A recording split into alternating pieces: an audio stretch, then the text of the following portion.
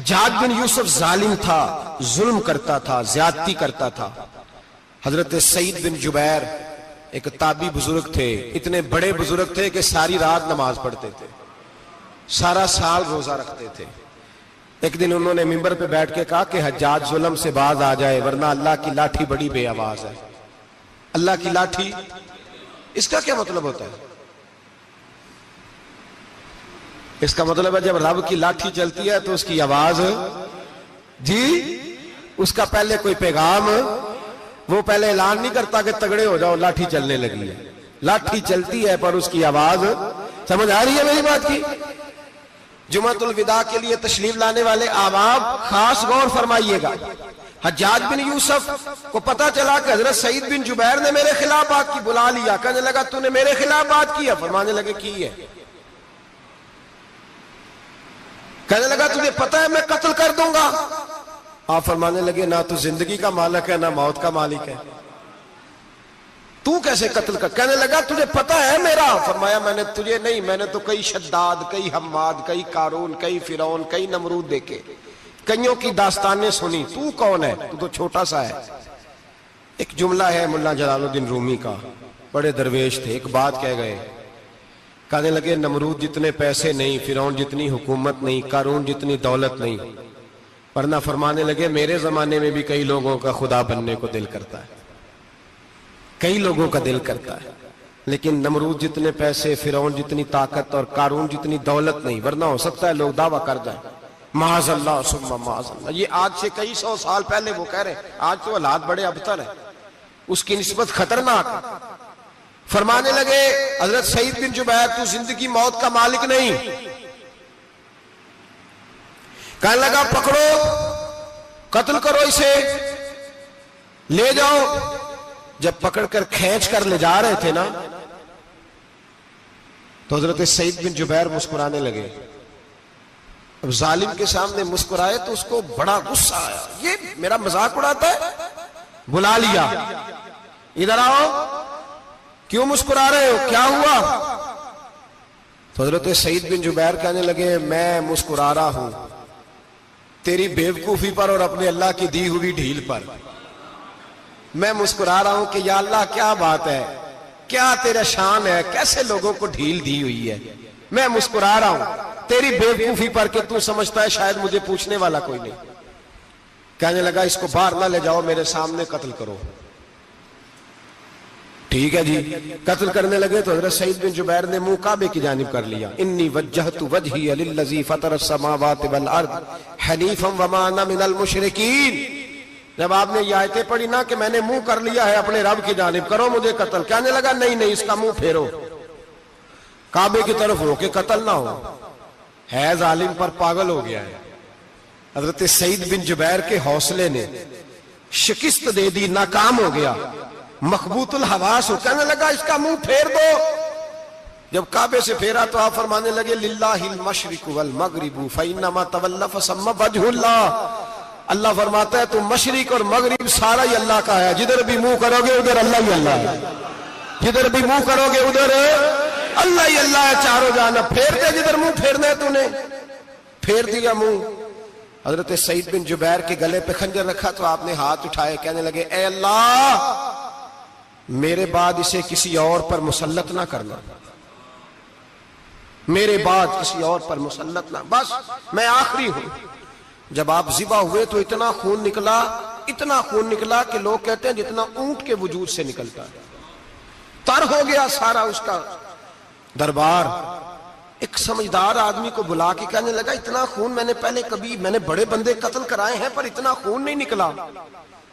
تو وہ کہنے لگے لوگ مر جاتے، مرتے وقت ڈر جاتے ہیں، سہم جاتے ہیں، خون سکڑ جاتا ہے، لگتا ہے یہ شخص جب دنیا سے گیا ہے تو ڈٹ کے گیا ہے، یہ ڈٹ کے گیا ہے دنیا سے۔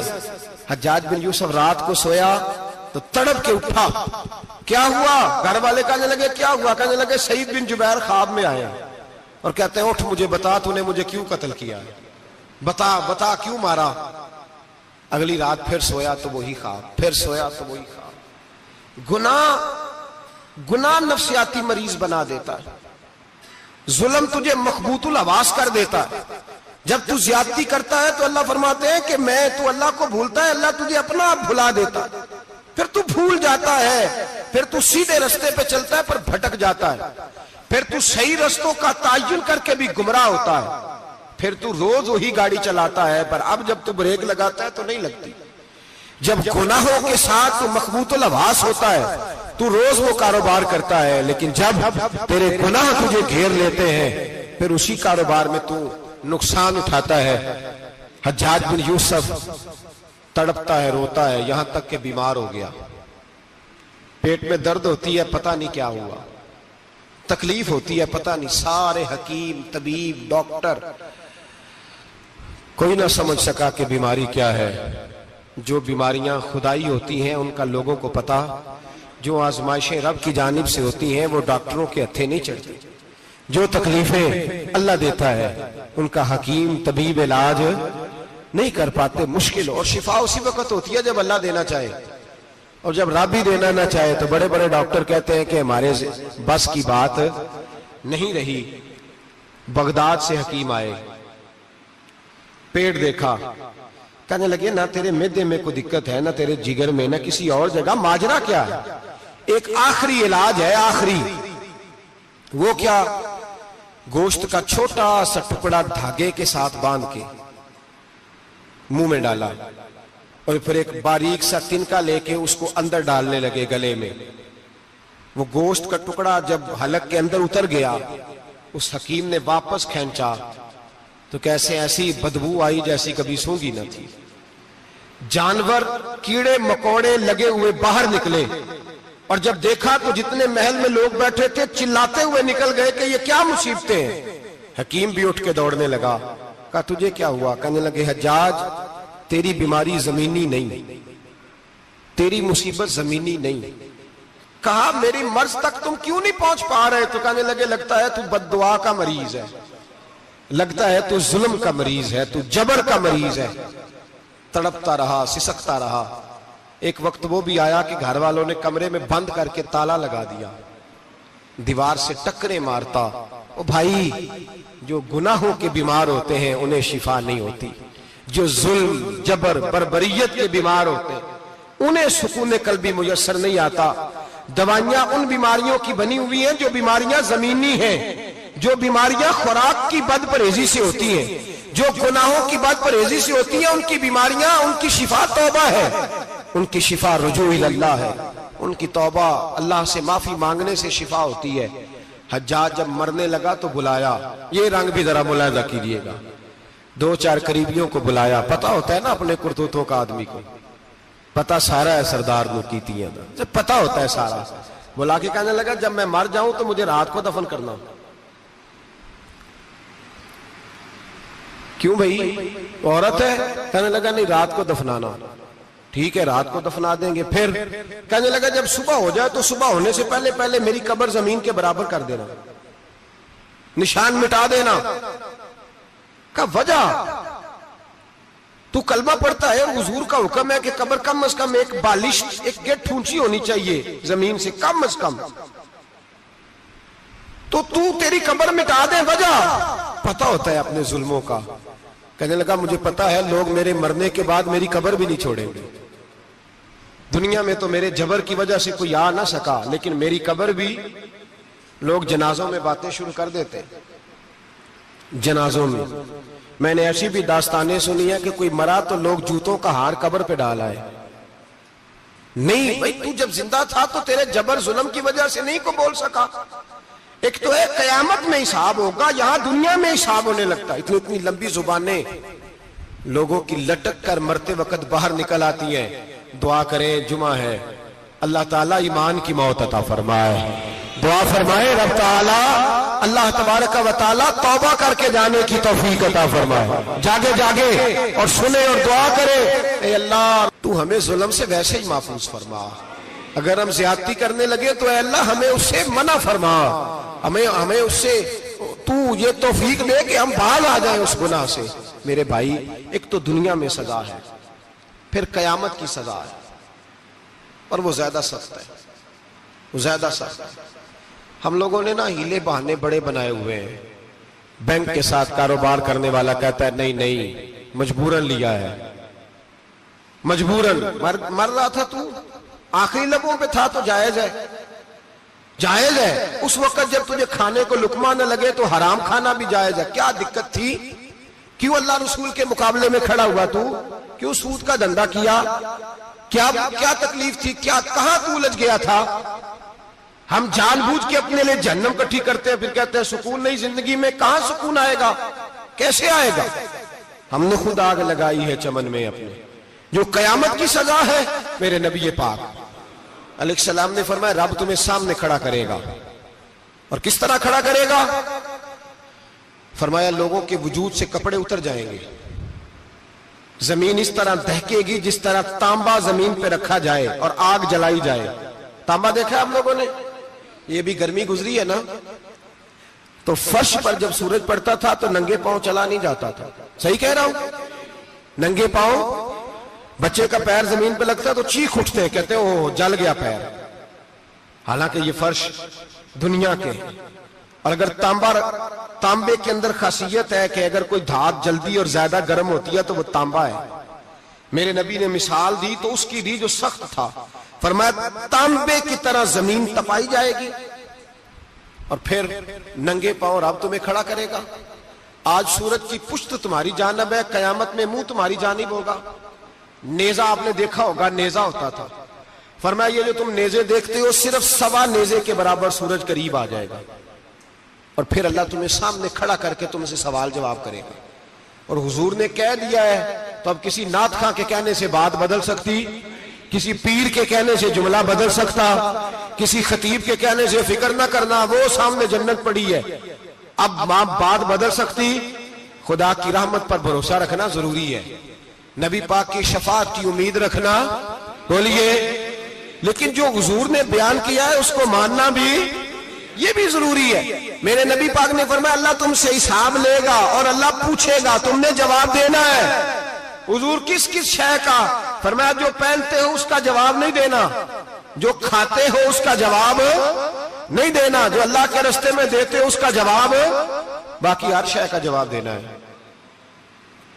ادھر جو پلاٹ ہے اس کا بھی جواب دینا ہے، اور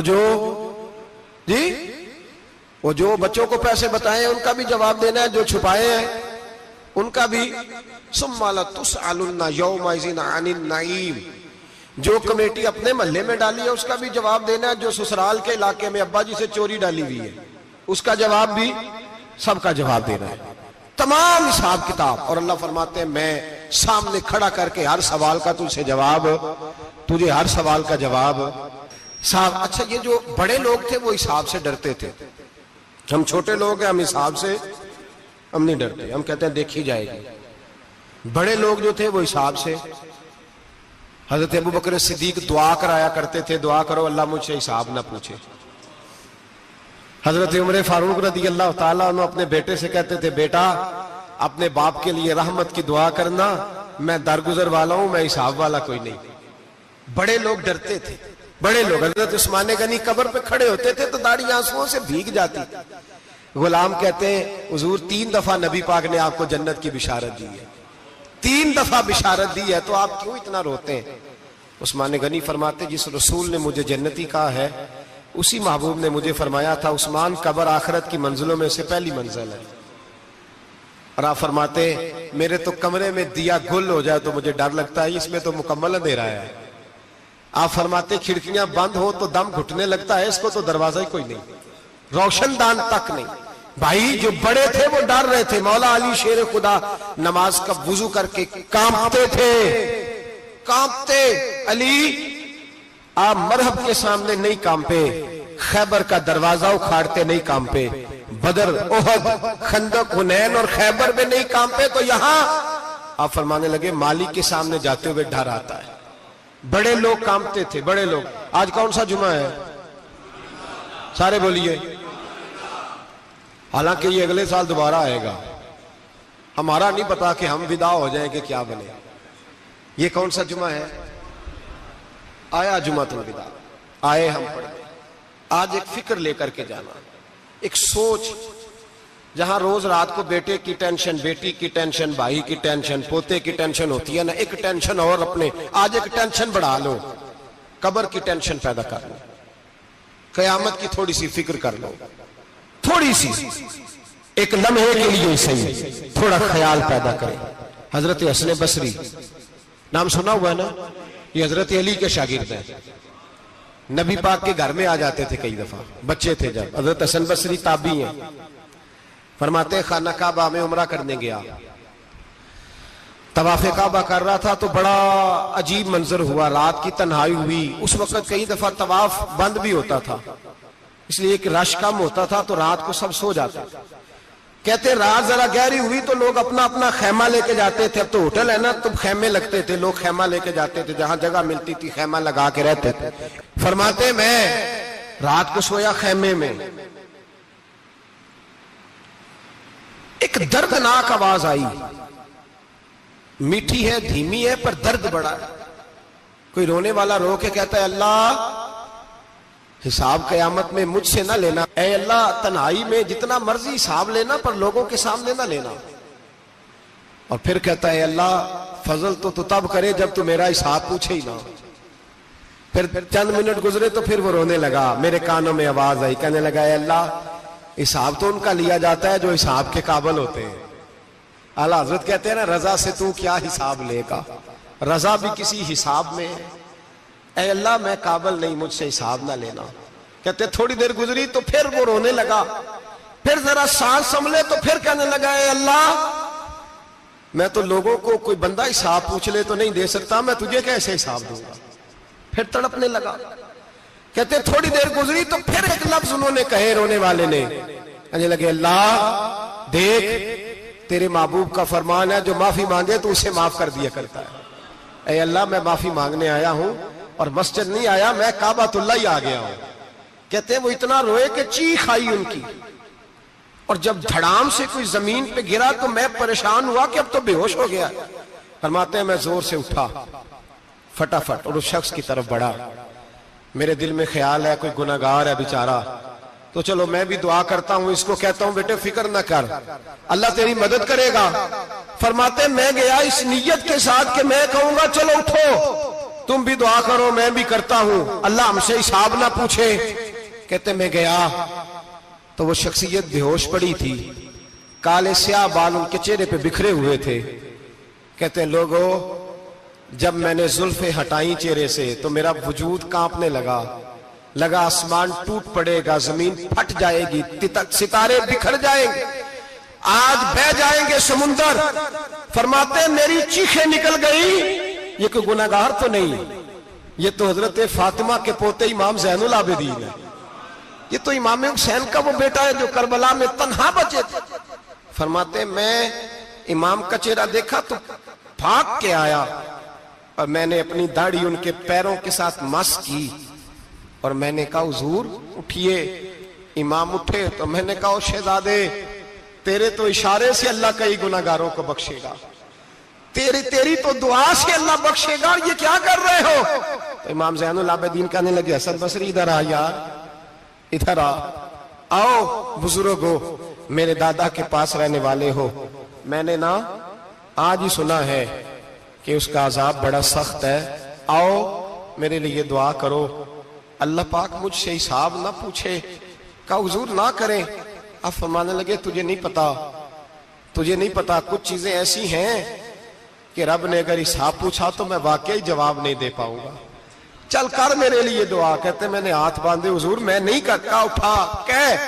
فرماتے میں نے ہاتھ اٹھائے، میں نے کہا اے اللہ تیرے رسول کا شہزادہ ہے، یہ تیرے رسول کا شہزادہ ہے، یہ کہہ رہا ہے تو فضل کر۔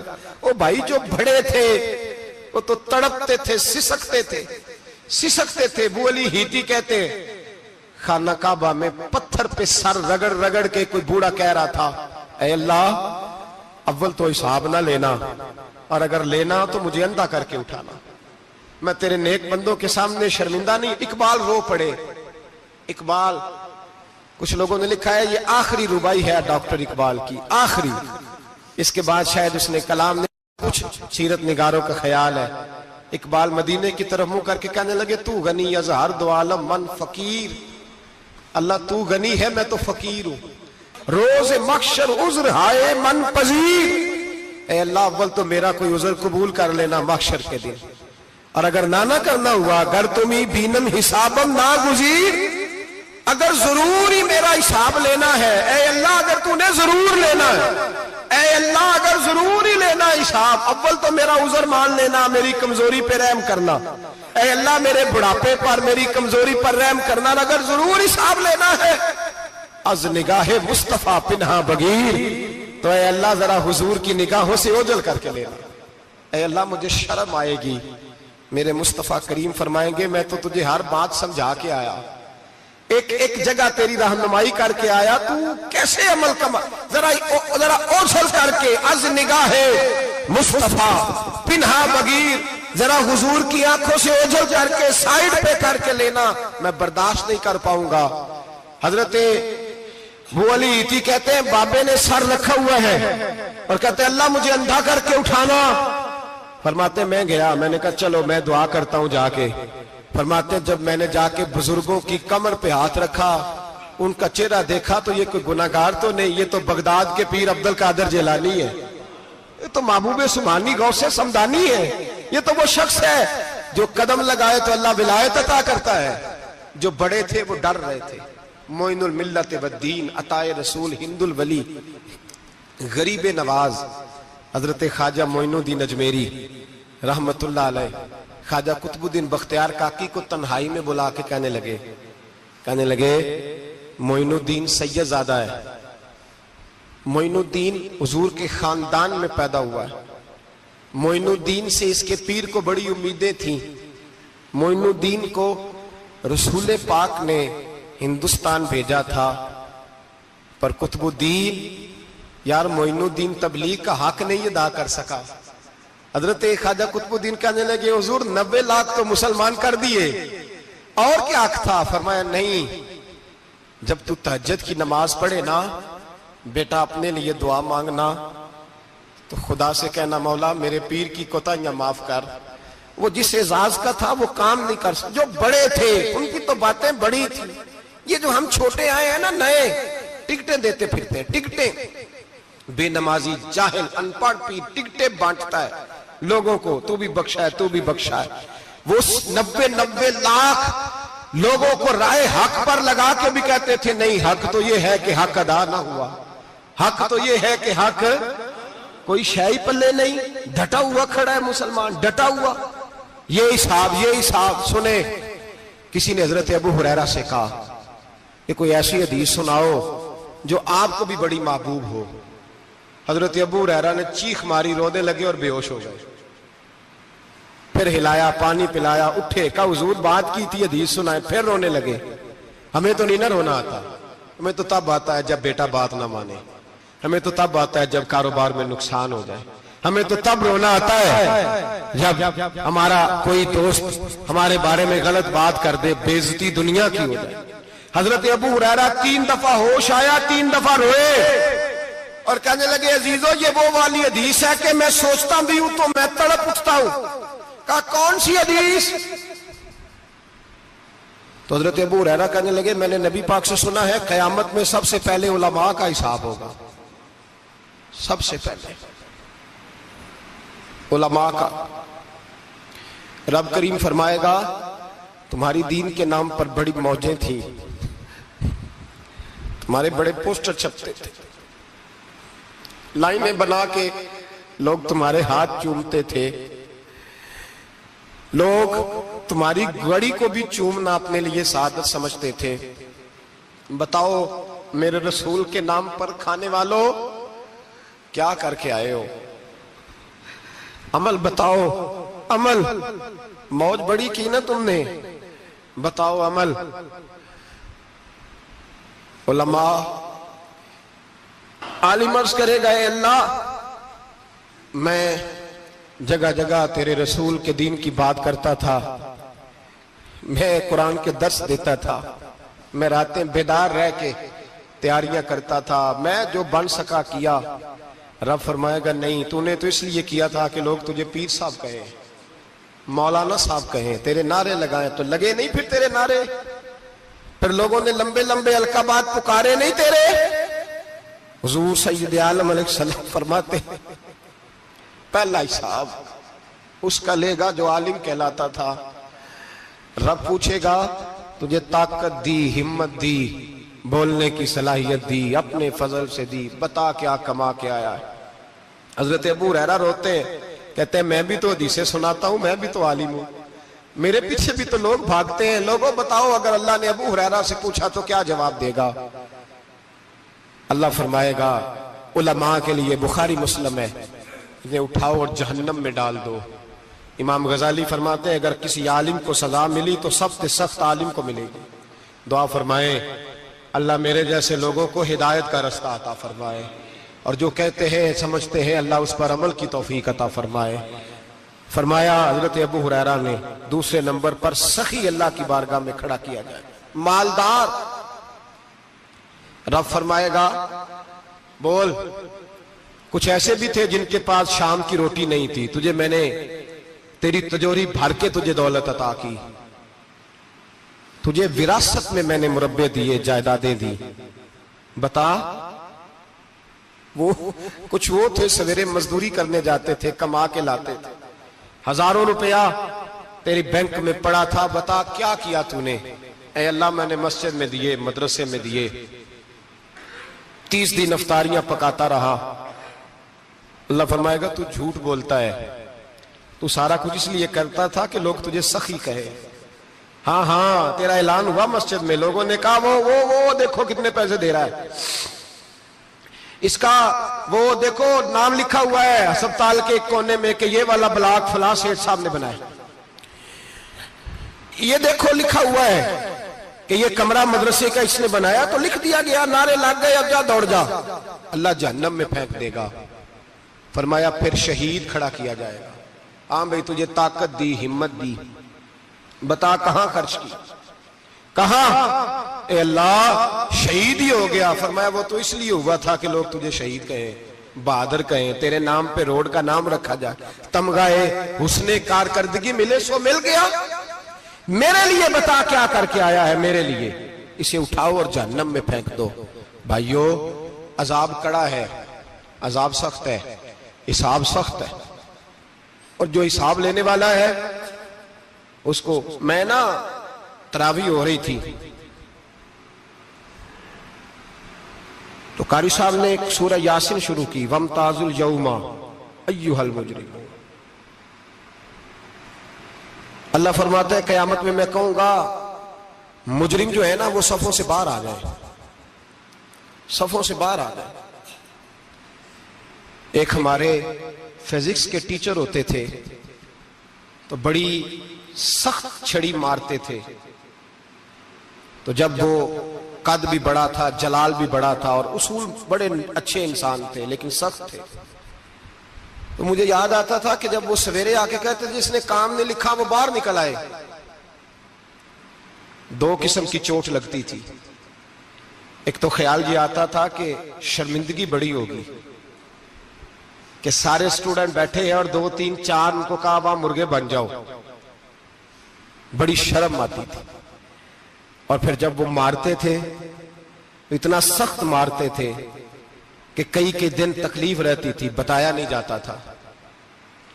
وہ سٹوڈنٹ بتاتے تھے کہ یار اس سے بچو کسی بھی طریقے، اور کسی کا کام رہ بھی جاتا تھا کہتے تھے اس پیریڈ کی ڈیوٹی سبق یاد کر کے آنا ہے. سخت ٹیچر کے بارے میں تیرا میرا یہ رویہ ہے. تو یاد آ رہا تھا جب وہ کہہ رہے تھے نا وَامْتَازُوا الْيَوْمَ أَيُّهَا الْمُجْرِمُونَ، تو میں صف میں کھڑا تھا تو 2 قطرے میرے بہہ گئے آنسو کے. مجھے ساتھ بچہ کہنے لگا تبھی یہ ٹھیک ہے. میں نے کہا تبھی یہ تو ٹھیک ہے، کچھ یاد آ گیا ہے کہ میدان محشر میں یہاں تو چھپے ہوئے ہیں نا عیب، چھپے ہوئے. اور بھائی رب بڑا کریم ہے، عیبوں کے باوجود نوازتا ہے. میرا دعویٰ یہ ہے اگر ہمارے عیب کھل جائیں، لوگ ہمیں دھرتی پہ جینے نہ دیں، لوگ جینے نہ دیں، نکال دیں، اپنے بھی ہمیں برداشت نہ کرے، یہ تو اس کا کرم ہے. پتہ سارا ہے سردار نو کیتیاں دا، پردہ چپایا ہی تیرا پلا ہو سی. وَامْتَازُوا الْيَوْمَ أَيُّهَا الْمُجْرِمُونَ. اللہ فرمائے گا مجرم باہر آ جائے. یا اللہ کیا ہوگا؟ جب سوال جواب ہوں گے تو رب فرماتا ہے تیری زبان پہ مور لگا کے بند کر دوں گا، تیرے ہاتھ بولیں گے، پیر بولیں گے، سر بولے گا، پیٹ بولے گا۔ اس وقت کی فکر پیدا کریں، ٹینشن پیدا کریں۔ وقوع قیامت حق ہے، اور باندھ کے نا لوگ پیر باندھ کے زور کے ساتھ باندھتے۔ سگا بیٹا جب قبر میں دفن کرتا ہے نا تو وہ بھی کہتا ہے وہ کونا، یہ کونا تھوڑا سا مٹی کم ہے، یہاں بھی مٹی ڈالو۔ پہلے لوگ روزانہ جاتے ہیں، پھر ہفتے کے بعد، پھر مہینوں بیت جاتے ہیں۔ کچھ قبریں ایسی بھی ہیں جن پہ کھڑے ہوں تو لگتا ہے قبریں رو رہی ہیں اور کہتی ہیں جاؤ میرے گھر والوں سے جا کے کہو کوئی پھیرا ہی لگا جائے، وہ ایک دفعہ آئے تو صحیح۔ کوئی مٹی نہیں ڈالتا۔ بادشاہوں کی قبریں روتی ہیں، سرمایہ داروں کی قبریں روتی ہیں، کوئی جاتا نہیں۔ اتنے اتنے موٹے سوراخ ہے قبروں میں، آپ اپنے شہر کے قبرستان پھر کے دیکھ لیں، سوراخ ہے۔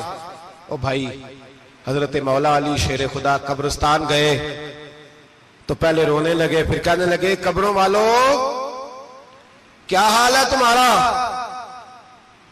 تو آپ فرماتے ہیں مردہ مجھے اندر سے بول کے کہنے لگا علی کفن پھٹ گیا، ہڈیاں ٹوٹ گئی، مال تو دے آئے تھے وارثوں کو پر حساب ہمیں دینا پڑ رہا ہے، تو بتا پیچھے کیا حالات ہیں؟